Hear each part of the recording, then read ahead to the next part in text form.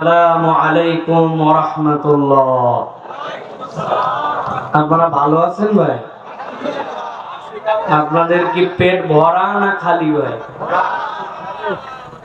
মন ভরা না খালি? এমনি মনটা কি দুঃখে আছে না আনন্দে আছে ভাই? আনন্দে আছে। তো পেট ভরা, মন ভরা, নীলফামারীর লোকের কলিজা ভরা, ঢাকাবাসীর থেকে গুনাহ খাতাও এলাকায় কম। বলে এত দিকে এক্সপার্ট মানুষেরা, আমি একটা সালাম দিলাম, এবার দিল থেকে বলেন এই সালামের উত্তরটা কি আপনাদের মন থেকে হয়েছে ভাই? তাহলে দেখি আমি আরেকবার সালাম দেই, আমার ভাইরা কিরকম করে দোয়া করতে পারেন এবং দোয়া নিতে পারেন। আসসালামু আলাইকুম ওয়া রাহমাতুল্লাহ। দেখছেন কত অল্পতে মানুষ খুশি হয়, সুবহানাল্লাহ। আমি আজকে আপনাদের এখানে আসছি, চমৎকার একটা আয়োজন, পুরা দেশে আয়োজনের একটা সুনাম আছে, কিন্তু আমি কিন্তু এত সুনাম সুখ্যাতি জেনে বুঝে আপনাদের কাছে আসি নাই। আমি আসছি এই জায়গায়, আমার কিছু ভালোবাসার ভাই আছে, এই ভাইয়েরা আমাকে বলছে আসা লাগবে। আগের দিন কোথায়, পরের দিন কোথায়, কোনো হিসাব নাই, জাস্ট বলছেন ভালোবাসার দাবিতে আমি এইটা লিখে ফেলছি। এই ভালোবাসার দুইটা ভাই আছে যারা আপনার এই জেলা, আপনার এই আশপাশটাকে পুরো পৃথিবীর কাছে এখন চিনাইছে। চেনেন? ডাক্তার নাবিল ভাইকে চেনেন? নোবেল ভাইকে চেনেন? আপনাদের সাথে মাঠে বসে ওয়াজ শুনতেছে, চিনতে পারতেছেন না, মুখ বান্ধা, গায়ে চাদর দিয়া। থাক, ডানে বামে তাকায় খোঁজার দরকার নাই, আমার চোখ আবার সাংঘাতিক আল্লাহ দান করছে। তো এই জন্য ওনার আব্বা, আমাদের যারা সভাপতি, মাহফিলের আয়োজক, তাদের প্রতি তো কৃতজ্ঞতা আছেই, কিন্তু এই ভাইদের দাবি এবং উপেক্ষা না করতে পারার কারণে আজকে আমি আমার অনেকগুলি না আসার কারণের মধ্যেও আপনাদের কাছে এসে উপস্থিত হয়েছি। আমি চাই, যেহেতু আসছি, এমন কিছু কথাবার্তা আমরা আজকে বলতে চাই, যেই কথাবার্তাগুলা যদি আমার মুখ থেকে না শোনেন এইভাবে, কোরআনের কথা তো শুনছেনই, কিন্তু এরকম সম্পাদিত রূপে আপনি এর আগে এই কথাগুলি শোনেন না। এই জন্য আমি চাই এই মূল্যবান সময়টুকু আমাদের প্রপার ইউজ জানি হয়, সবচেয়ে মূল্যবান ভাবে আমরা আমাদের এই কথাগুলি যেন শুনতে পারি। তার আগে জিজ্ঞাসা করব ছোট্ট দুইটা প্রশ্ন, উত্তর দিতে হবে সবাইকে আন্তরিকতার সাথে। আমার মাহফিলের কথা বলার সময় গলা ফাটায়া চিৎকার করে হইচই করে বলতে হবে না, বা আপনাকে অ্যাটেনটিভ থাকতে হবে। আপনাকে আমার কথা অন্তরের সাথে ধাক্কা লাগায়া আপনাকে উত্তর দিতে হবে। এর কারণও আপনার বাড়িতেই আছে।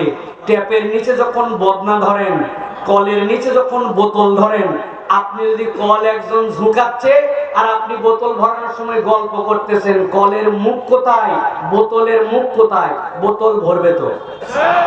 ভরবে তো? তো বোতল যদি না ভরে, তাহলে আমাদের এই কথাগুলাও আল্লাহর পক্ষ থেকে একটা নূর। ওই নূর নেওয়ার জন্য আপনার পাত্র যদি রেডি না হয়, ফাও ফাও আসলাম আর গেলাম, এটা শোনা হবে কিন্তু এটা আমাকে বেনিফিটেড করবে না। আজকে আমরা আলোচনাটা আমাদের জীবনের সবচেয়ে সেরা বেনিফিটেড একটা অধ্যায়ে নিতে চাই। বলেন আল্লাহুম্মা আমিন। জিজ্ঞাসা করি আপনাদের কাছে, উত্তর দেন প্রিয় ভাইরা। কোরআনুল কারীম শুনলে লাভ আছে না নাই? আলহামদুলিল্লাহ। এবার দ্বিতীয় প্রশ্নের উত্তর দেন। কোরআনুল কারীম শুনলে লাভ আছে, এই লাভ বেশিও আছে, কিন্তু এই লাভ যে আছে এটা কি বুঝে না না বুঝে? বুঝে। কথাবার্তা কিন্তু ঠিকঠাক মতো বলেন, দাঁড় করায় ফেলবো একজনকে, কিন্তু এইটা কি বুঝে না না বুঝে? আচ্ছা, বুঝে যেহেতু বলছেন, লাভ আছে বলছেন, তাহলে যে কোনো একজনকে দাঁড় করাবো, দাঁড় করায় জিজ্ঞাসা করবো যে কি বুঝছেন আপনি কোরআন হাদিস থেকে?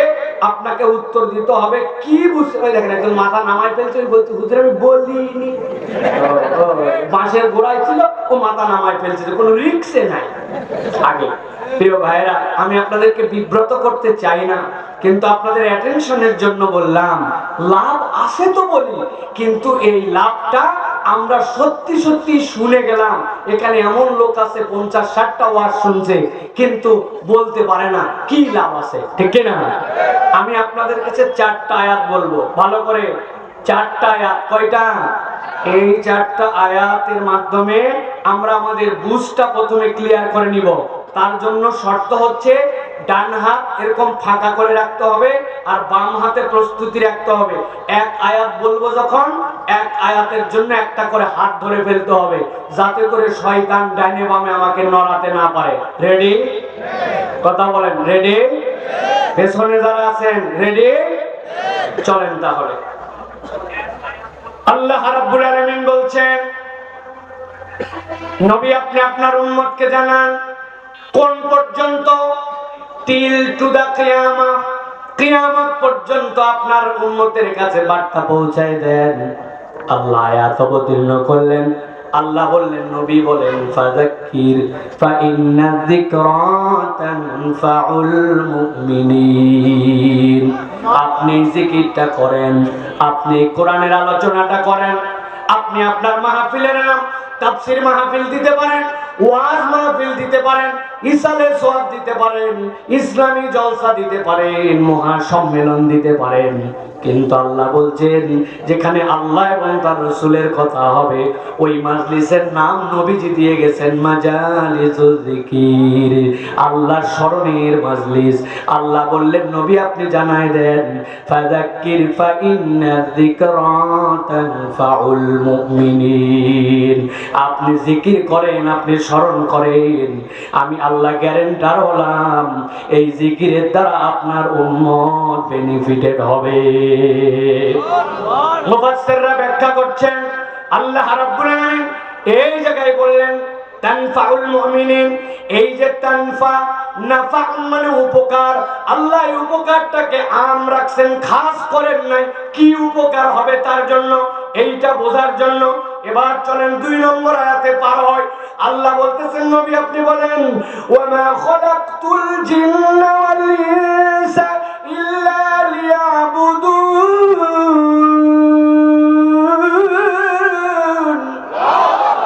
নবী আপনি জানায় দেন, আমি আল্লাহ রাব্বুল আলামিন বললাম, দুনিয়ার যত মানুষ, যত ইনসান, যত জিন, সবগুলাকে আমি রব্বুল আলামিন কেবলমাত্র, একমাত্র, শুধুমাত্র আমার ইবাদতের জন্য সৃষ্টি করছি।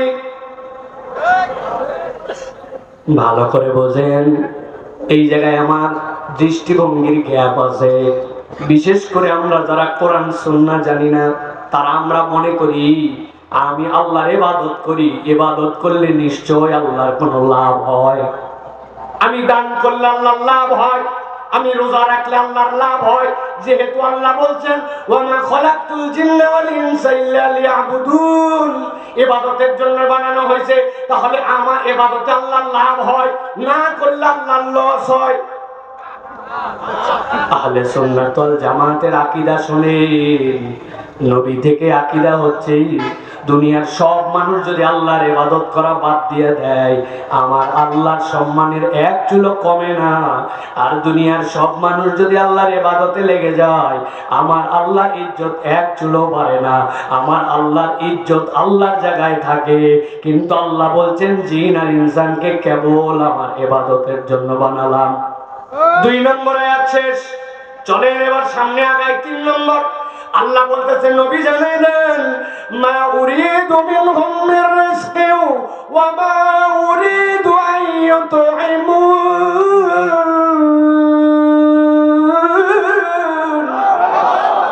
আমি আল্লাহ তোমাদের কাছে কোনো রিজিক চাই না। ঠান্ডা মাথা, আকল খোলেন। আল্লাহ বলছেন, মা উরিদু মিনহুম মির রিজকি, আমি তার কাছে রিজিক চাই না, ওয়া মা উরিদু আন ইউতঈমুন, আমি তার কাছে খাদ্যও চাই না। তাহলে আল্লাহ এক জায়গায় বলছেন রিজিক, আরেকটা বলছেন খাদ্য। আল্লাহ বান্দার কাছে খাদ্যও চান না, আল্লাহ বান্দার কাছে রিজিকও চান না। পয়েন্ট 2টা মাথার মধ্যে ধরে রাখেন, যেখানে জিজ্ঞাসা করব আওয়াজ দিয়ে উত্তর দিয়ে দিবেন। 3টা আয়াত শেষ। আল্লাহ এবার 4 নম্বর আয়াতের মধ্যে বলছেন, নবী জানায় রাখেন, ওরা আমারে কি খাওয়াবে, ওরা আমারে কি রিজিক দিবে। উল্টা আমি রব্বুল আলামিন তাদের জন্য বললাম, ইন্নাল্লাহা হুয়ার রাজ্জাক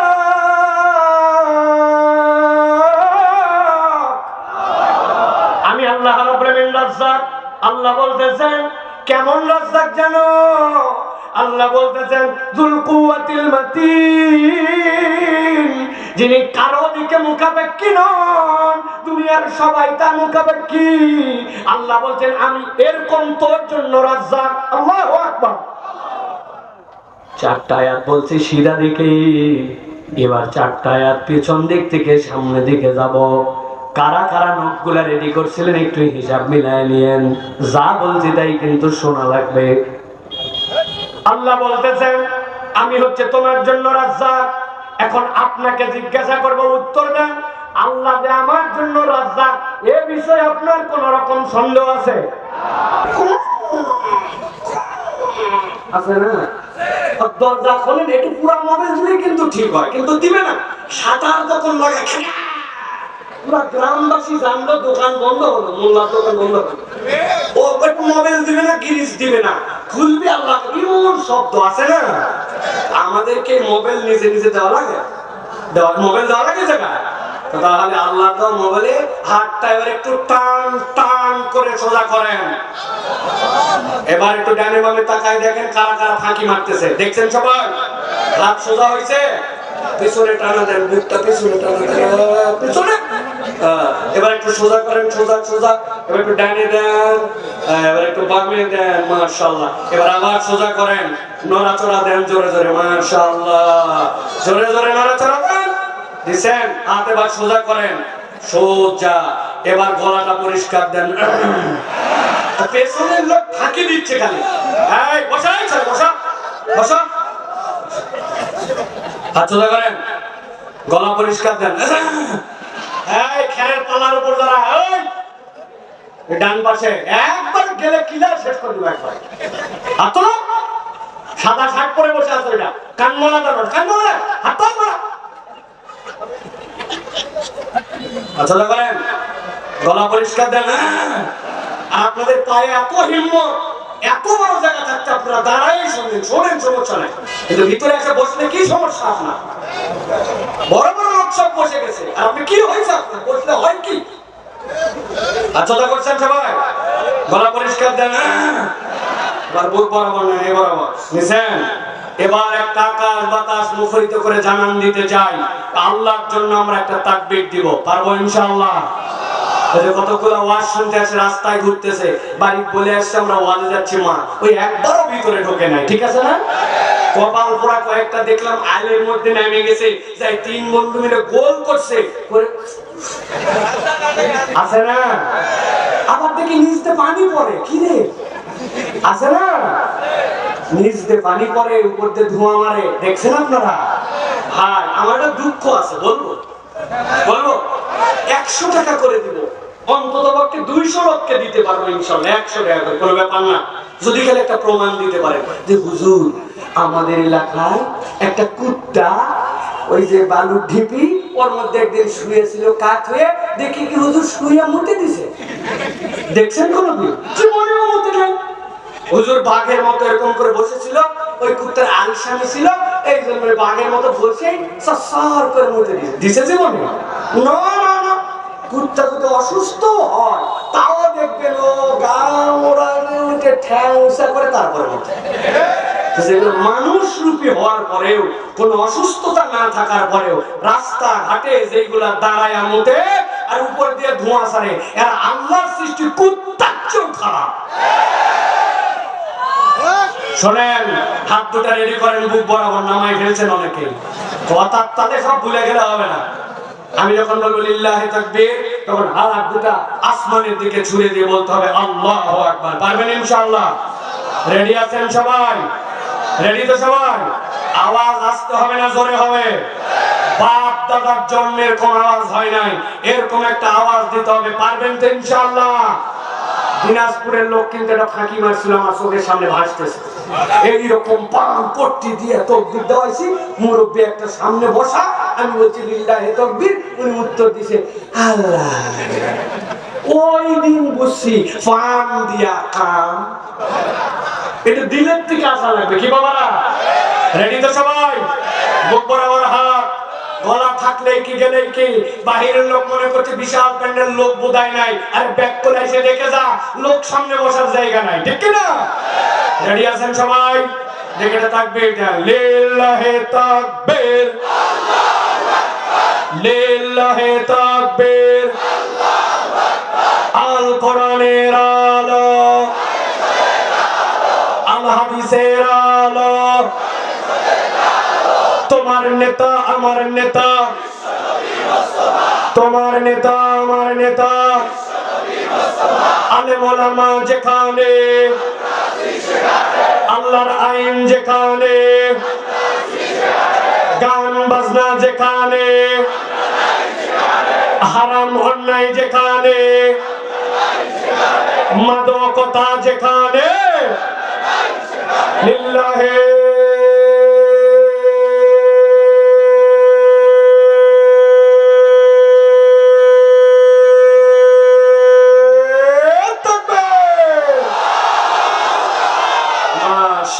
আলহামদুলিল্লাহ বলেন। শয়তান আছে ও পুরাপুরি ডোমার পার, ঠিক না? আল্লাহু আকবারের স্লোগান শয়তান সহ্য করতে পারে, প্রমাণ আছে। কি বলে আল্লাহ এবার হাও বলে দিলে আছে, জানেন না, প্রত্যেকের কাছে আছে। বলে দিব, চৈত্র মাস, পিরি গরম, 15 দিন বৃষ্টি হয়নি, দুপুর বাজে 12টা 59, কত কথা বলে না, পাতাগুলা নিমড়াই গেছে, মানুষ তৃষ্ণার্ত, পশু পাখি অস্থির, বালুর একটা ঢিপি, ওর মধ্যে একটা কুত্তা কাঠ হয়ে শুয়ে আছে, জিভা বার হয়ে গেছে, আছে না ভাই? বাজে কত কথা বলে দিতাম, সবগুলা বুঝে কথা বলে, কিন্তু 12টা 59, আবহাওয়া বিরাট টাইম টার্ন, হঠাৎ করে 1টা বেজে গেছে। এমন সময় মুয়াজ্জিন সাহেব মসজিদের থেকে জোহরের আযান দিয়েছে, আল্লাহু আকবার, আল্লাহু আকবার, আল্লাহু আকবার, আল্লাহু আকবার। ওই যে বালুর টিপিতে মরা কুত্তা, আদা মরা, ওইটা সারা দিয়ে উঠছে, ওইটা মুখ তুলে,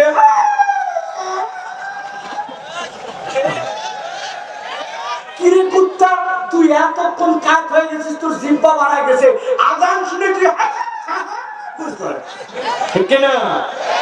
জানেন কারণ নবী বলতেছে শয়তানের একটা আলো আছে, রে আছে, আগুন আছে, তুমি দেখো না, কুকুর দেখে। আল্লাহ নবীকে জানাইছে ও কুত্তা পালানো দেখে চিৎকার করে, সকালবেলা তুমি বলো মোরগ বাঁকে, নবী বলে বাঁকে না, সুবহান কুদ্দুসুন বলে। একদল ফেরেশতা নামে, আরেকটা ওঠে, ফেরেশতার একটা আলো আছে, ওইটা দেখে, তুমি দেখো না, মোরগ দেখে। অতএব শয়তান পালায়, কুত্তাই তার প্রমাণ, ঠিক না? আল্লাহু আকবার বললে পাওয়ার আছে না নাই? দেখবেন ঈমানের জোশ চলে আসে, ঠিক না? তাহলে আমরা কিছু কথাবার্তা শুনতে রাজি তো নাকি? অনেকেই চিন্তা করছে এতক্ষণ ওয়াজ হয়নি, এতক্ষণ ওয়াজই হয়নি, তো করলো কি হুজুর? কেবল একটু আল দিলাম, আল আল্লাহ বোঝেন, চারদিকে যদি আল না থাকে পানি তো আসবে না। আপনি একদিন যা ওয়াজ শুনছেন আল ছাড়া, আজকেও আল দিলাম। এখন যদি আপনারা বলেন তাহলে আমি কিছু কথা বলবো, রাজি আছেন ইনশাআল্লাহ? রাজি আছেন তো? প্রিয় মুরব্বীরা, আগামী 2 দিন মাহফিল আছে, আপনাদেরকে অনুরোধ করা হচ্ছে দয়া করে আপনারা বাড়িতে চলে যান, কারণ আজকে যা ওয়াজ হবে সব 40-এর নিচের জন্য, উপরে কোনো ওয়াজ নাই। ঘোষণাটি শেষ হলো, তবে বাড়িতে সুখ পাবেন না, কারণ চাষি আমরা সব চাবি দিয়ে চলে আসছে, যে খলাক বসে থাকা লাগবে, তার চেয়ের ভিতরে বসা বাবা। যুবকেরা আছো তো ভাই? আছো তো ভাই? চলো তাহলে আমরা বেশি দীর্ঘ করব না। পোস্টারের ওয়াদা প্রথমেই রাখা হয়, পোস্টারে লেখা আব্দুল্লাহ সাহেবুল 9টা 5, আমার দিলেন 9টা 45, কি ব্যাপার? হ্যাঁ, নিয়মটা ইল্লাই তো সমস্যা, ঠিক? ইল্লার সাথে আরেকটা সমস্যা আছে, তোমরা আসেন না বারে, তোমরা মাগরিব পর কুড়িছিলেন তখন, যে ময়দান ফাঁকা আসলো তখন। খালি ওদের দোষ না।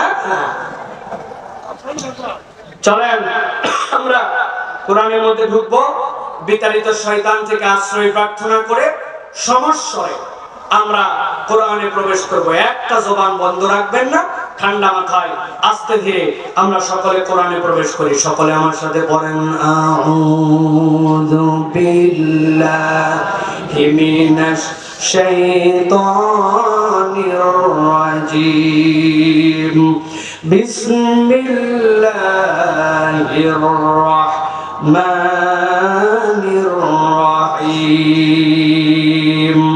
ولو ترى إذ أوقفوا على النار فقالوا يا ليتنا نرد ولا نكذب بآيات ربنا ونكون من المؤمنين। আল্লাহ বলছেন, নবী, এই দুনিয়ার জীবন মানুষের শেষ হয়ে যাবে, শেষ হওয়ার পরে মানুষ আল্লাহর সামনে একদিন উত্থিত হবে। এই কথায় আমাদের ঈমান আছে কি নাই? আল্লাহর সামনে দাঁড়াতে হবে। কিন্তু নবী রে, মানুষ যেদিন হাসরের ময়দানে দাঁড়াবে, সব মানুষ কিন্তু আল্লাহর সামনে একভাবে দাঁড়াবে না। ওই মানুষের দাঁড়ানোর প্রকরণ ভিন্ন হবে, তার কারণও ভিন্ন হবে। আজকে মূলত আমি আপনার কাছে কোরআনের 9টা প্রকরণের বর্ণনা আসছে। সেখান থেকে কিয়ামতের দিনে মানুষের দাঁড়ানো এবং আল্লাহর সামনে তার কারণ, এরকম 3টা প্রকরণের কথা আপনাকে বলতে চাই। একসাথে আওয়াজ দিয়ে বলেন, আজকের আলোচ্য বিষয়ে প্রকরণ থাকবে কয়টা? একটা মুখ বন্ধ থাকলে কথা বন্ধ করে দিব। বলেন, প্রকরণ থাকবে কয়টা? ডান হাত নিচে নামান, 3টা আঙ্গুল এরকম করে ধরেন। আমি জিজ্ঞাসা করব, প্রকরণ থাকবে কয়টা? হাত তুলে দেখাতে হবে 3টা। প্রকরণ থাকবে কয়টা?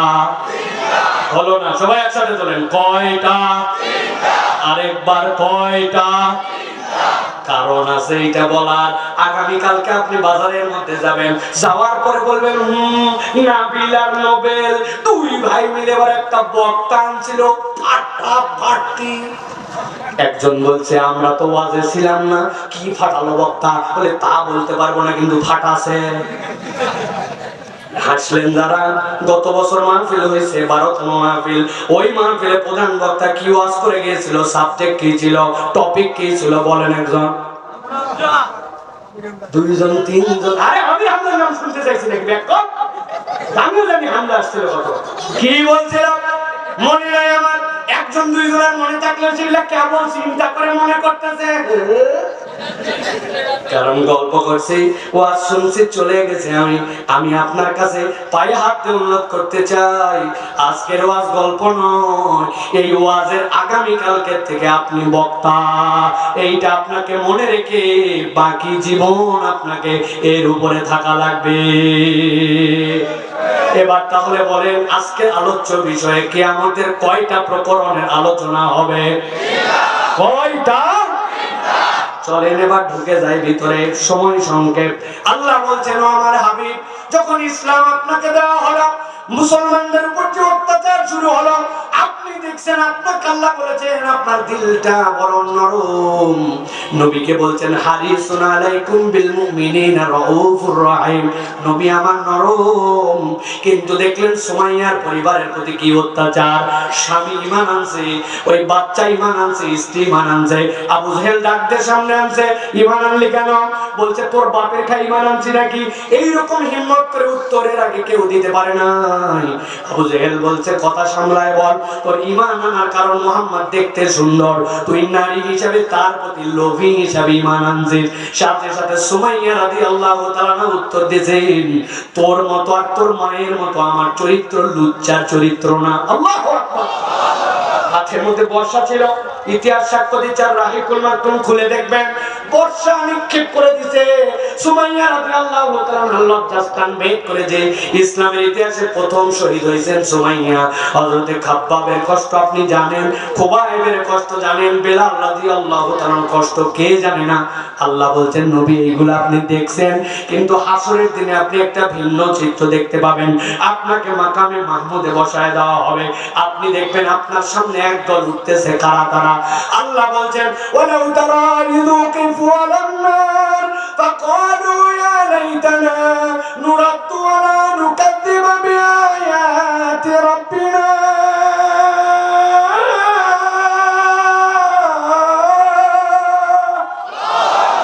আল্লাহ বলছেন আপনি দেখবেন ও আমার হাবিব একদলকে দাবড়াইতে দাবড়াইতে জাহান্নামের সামনে হাজির করে দেওয়া হয়েছে।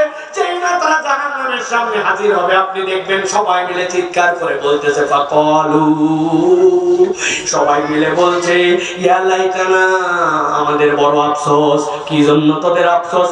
নুরাদ্দু, আয় আল্লাহ আর একবার যদি সুযোগ পাইতাম দুনিয়ায় যাইতাম। ফেরেশতারা বলবে ব্যাককল কোথাকার, দুনিয়ার থেকেই তো এখানে আসছিস, আবার কেন দুনিয়ায় যেতে চাস?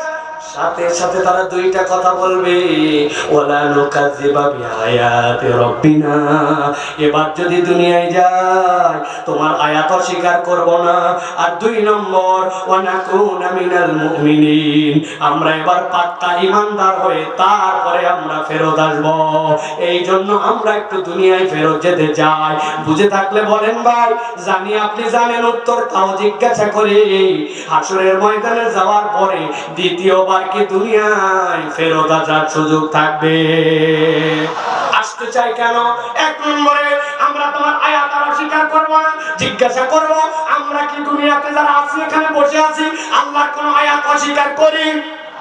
করি করি বলছি তো আওয়াজ দিয়ে না, এবার একটু হিসাব মিলা। জুমার দিন মুয়াজ্জিন আযান দিয়েছে, আল্লাহু আকবার আল্লাহু আকবার। আল্লাহ ডাক দিয়েছে যাদুনিয়া লিসসালাতি মিন ইয়াউমিল জুমআ ফাসাউ ইলা যিকরিল্লাহ ওয়া যারুল বাই, ব্যবসা বাদ দিয়া দেই, দোকানপাট বাদ দিয়া দেই, খেত খামার বাদ দিয়া দে, জুমার জন্য মসজিদে চলে আয়। আপনি হয়তো অনেক কিছু বাদ দিতে পারেন না, কিন্তু সোয়া একটার সময় মসজিদে আসছে, সামনে মোবাইল অনেকক্ষণ ঠেলছে, ঠেলার পরে খুতবার পরে পরে যখন কামাতিস সালাত তখন শিশুর কেটে মসজিদের মধ্যে তাও ঢুকছে। আছে কিনা এরকম ভিআইপি মুসল্লি? আছে?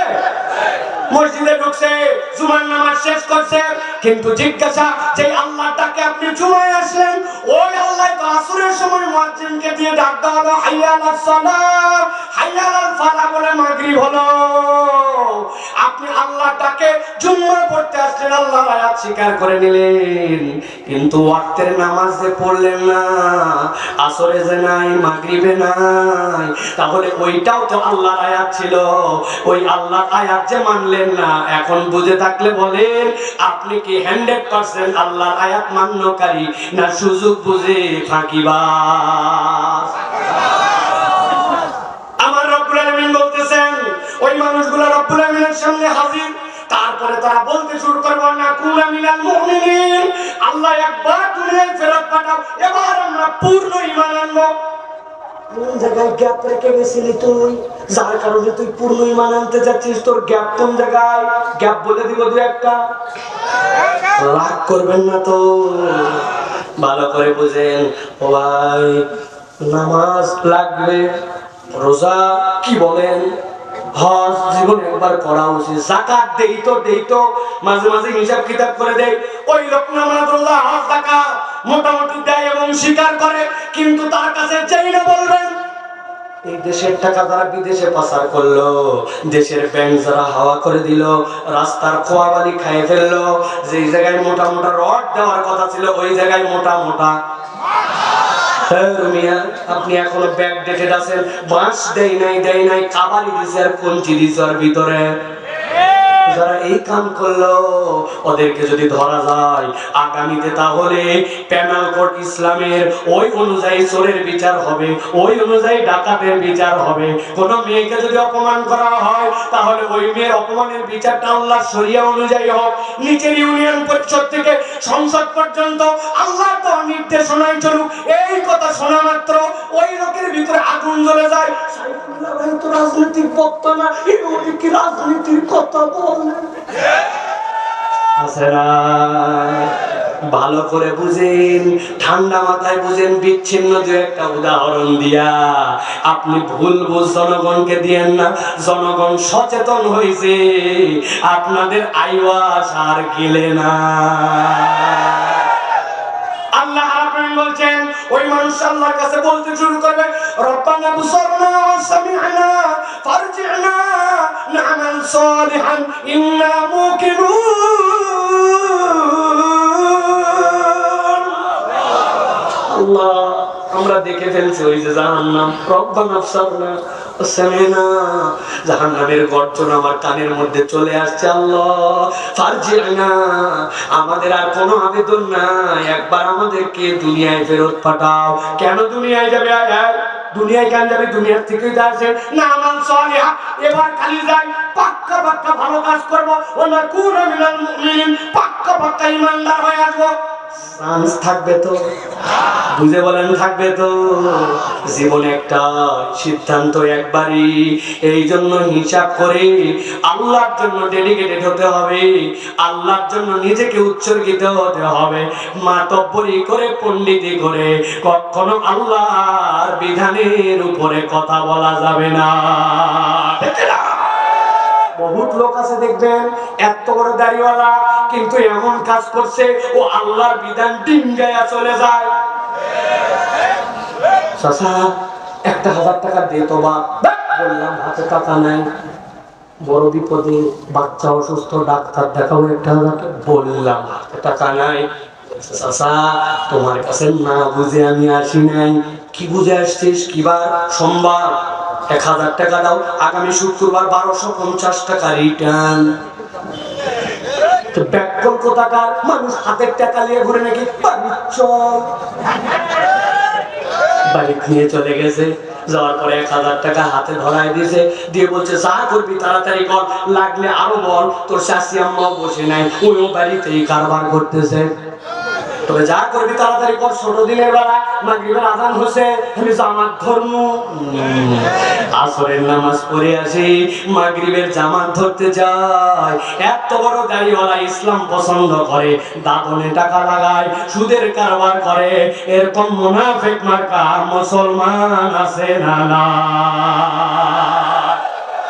আমার আল্লাহ বলতেছেন, রব্বানা আবসারনা ওয়া সামি'না ফারজি'না না'মাল সালিহান ইন্না মুকিনুন।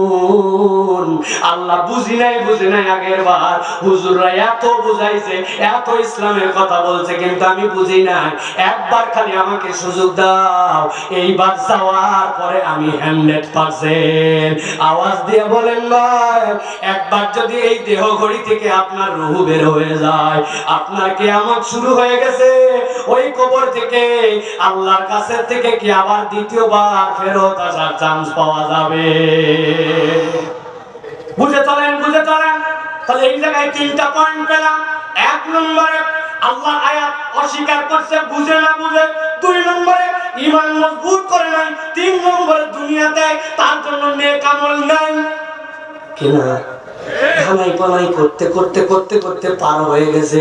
নিয়ত করছিল কেবলমাত্র বয়স 25, আমার বাপ দাদা মারছে 50 বছর, এখনো বহুত জীবন ভাবো, এই জন্য নামাজ কালাম শুরু করে নাই, ইসলাম পালন করে নাই। ও তরুণ যুবক, তুমি কি দেখো নাই কত বাপ তার কাঁধে করে লাশ নামালো, কত সন্তান তার দাদা পর্যন্ত ওই নাতিকে কবরস্থ করলো। এলাকায় এরকম নজির আছে না? আমি গেছি ইবনে সিনা হাসপাতালে, দেখি এক লোক মাটিতে গড়াগড়ি দিয়ে কাঁদতেছে। যারা তাকে ধরবে ধরতে পারছে না, তারাও কাঁদতেছে, নার্স কাঁদতেছে, ওয়ার্ড বয় কাঁদতেছে। ব্যাপার কি এরকম? তো কান্না দেখি নাই। বলে হুজুর, এই লোকটা সেই লোক 12 বছর আগে বিয়ে করছিল, 12 বছর তার কোনো বাচ্চা হয় না, পরপর 5 বার হজে গেছে, খানায় কাবার গিলাপ ধরে বলছে আল্লাহ আমার একটা ছেলেকে হাফেজ বানাবো, আলেম বানাবো, একটা বাচ্চা দে আল্লাহ, দে আল্লাহ। 12 বছর পরে বাচ্চা হয়েছে। 12 বছর পরে বাচ্চা হওয়ার পরে বাচ্চার বয়স 12 বছর, তাহলে বিয়ের বয়স কত? 24 বছর। হঠাৎ করে বিকালবেলা বাচ্চাটার জ্বর জ্বর, বাচ্চার জন্য সে অনেক আদর যত্ন করে, ডাক্তারকে ফোন দিয়েছে, বলছে এখন ঢাকাতে যে পরিমাণ ডেঙ্গু হচ্ছে, একটা ডেঙ্গু চেক করে নেন তো অন্তত পক্ষে ডেঙ্গু পজিটিভ না নেগেটিভ, সাথে সাথে একটু দিবেন প্লাটিলেটটাও কাউন্ট করে পাঠান আমার কাছে। বাচ্চা বাপের সাথে দাফাতে দাফাতে লাফাতে লাফাতে গেছে, রশিদ কাটার পরে 109 নম্বর ঘরে যান গেছে, যাওয়ার পরে ব্লাড নিছে, বাচ্চা খুশি, হাতের মধ্যে লাগাই দিয়েছে ওয়ান টাইম টেপ, বউয়ের কম করে ধরে রাখো আব্বু, বাপের সাথে ধরে ধরে আসতেছে। হাসপাতালের গেট যেটা, ওই গেটটা পার হতে যায় হোঁচট খাওয়ার মতো করে বাচ্চাটা পড়ে গেছে। পড়ে যাওয়ার সাথে সাথে দেখে বাচ্চাটা কেমন জানি করে, মুখটা নীল নীল, কোলে করে নিয়ে পাশে এমার্জেন্সি ঢুকায় দিয়েছে।